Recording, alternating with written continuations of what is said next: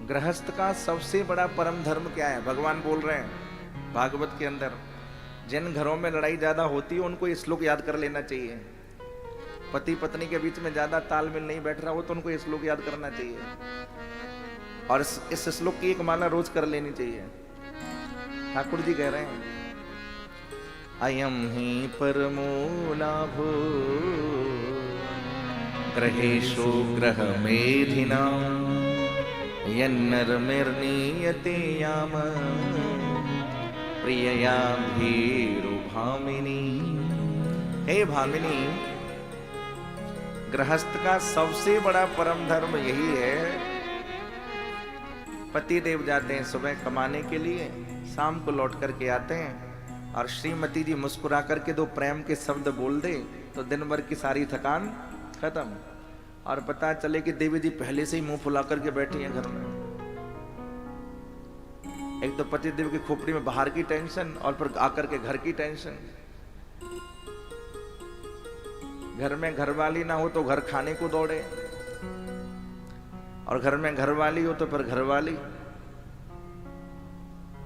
प्राचीन काल में एक नियम था, आपने देखा ही होगा कि कभी भी अपने बुजुर्गों का नाम नहीं लिया जाता था।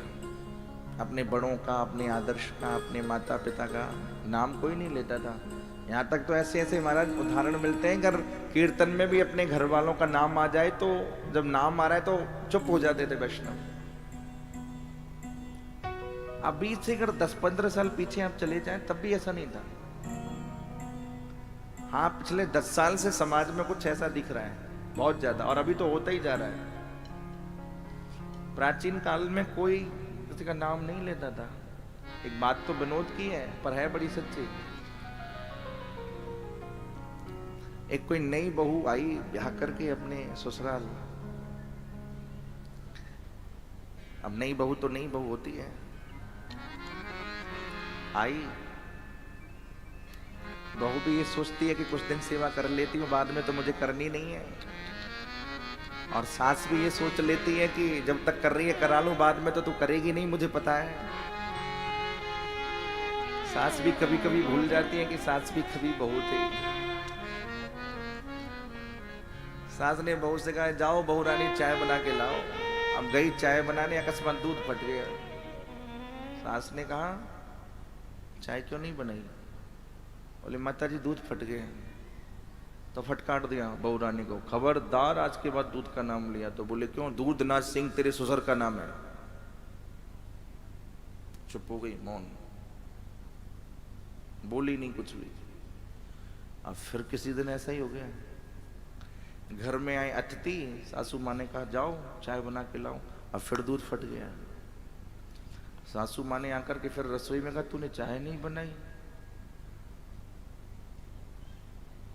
बहू रानी बोली, माता जी ससुर जी तो फट गए,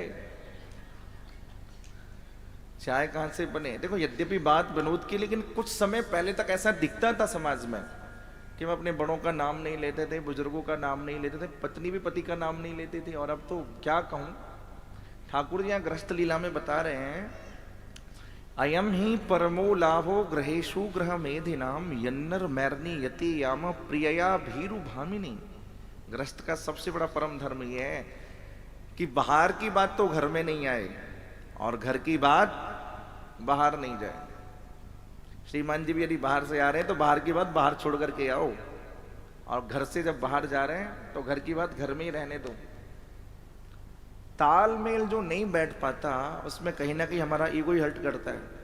मैं इन सब बातों को ज्यादा ना कहूं, पर इतना समझिए, प्राचीन काल में ना कोई कुंडलियां मिलाता था, ना कोई जन्म पत्री मिलाता था, ना कोई किसी को देखता था, लेकिन कितनी सफल शादियां होती थी।